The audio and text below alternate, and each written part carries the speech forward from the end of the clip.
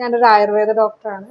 എൻ്റെ അടുത്ത് മിക്കവാറും വരുന്ന പേഷ്യൻസ് പറയുന്നതാണ് മുടി ഭയങ്കരമായിട്ട് കൊഴിയുന്നുണ്ട്, എന്ത് എണ്ണയാണ് തേക്കേണ്ടത്. മുടി കൊഴിച്ചൽ അല്ലെങ്കിൽ മുടിയിൽ അകാരനരയൊക്കെ വരുന്നുണ്ടെങ്കിൽ അതിന് തക്കതായ കാരണങ്ങൾ ഉണ്ടാകാം.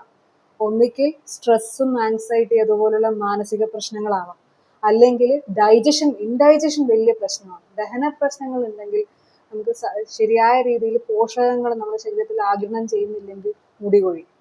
അതുപോലെ മറ്റ് ഓർഗാനിക് പാത്തോളജി കാരണവും നമുക്ക് മുടി കൊഴിയാം. ലൈക്ക് ലിവറിന്റെ പ്രശ്നം ഉണ്ടെങ്കിൽ, കിഡ്നിക്ക് പ്രശ്നം ഉണ്ടെങ്കിൽ, വിളർച്ചയുണ്ടെങ്കിൽ ഒക്കെ മുടി കൊഴിയും. അപ്പോൾ ബേസിക്കലി തൈറോയിഡിന്റെ ഇഷ്യൂ ഉണ്ടെങ്കിലും മുടി കൊഴിയാറുണ്ട് അല്ലേ.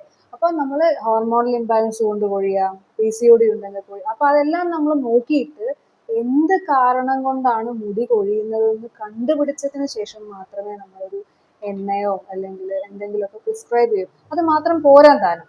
അകത്ത് പ്രശ്നം ഉണ്ടെങ്കിൽ അകത്ത് മരുന്ന് കഴിക്കുക തന്നെ വേണം. പൊതുവെ ആയുർവേദത്തിൽ നമ്മൾ അഗ്നിയെല്ലാം കറക്റ്റാണ്, മറ്റൊരു പ്രശ്നവും ഇല്ല എന്ന് കണ്ടിട്ടുണ്ടെങ്കിൽ നമ്മൾ നരസിംഹ രസായനം കൊടുക്കാറുണ്ട്. അതുപോലെ നമ്മൾ ചവനപ്രാശം കൊടുക്കാറുണ്ട്.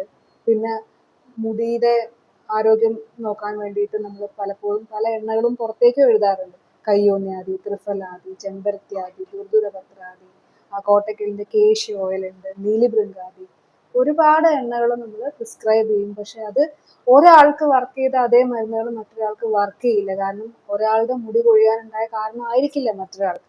തീർച്ചയായിട്ടും ഒരു ഡോക്ടറെ കൺസൾട്ടേഷൻ എടുത്തതിന് ശേഷം മാത്രം നിങ്ങൾക്ക് കറക്റ്റ് റിസൾട്ട് കിട്ടണമെങ്കിൽ നമ്മൾ ചെയ്യാം.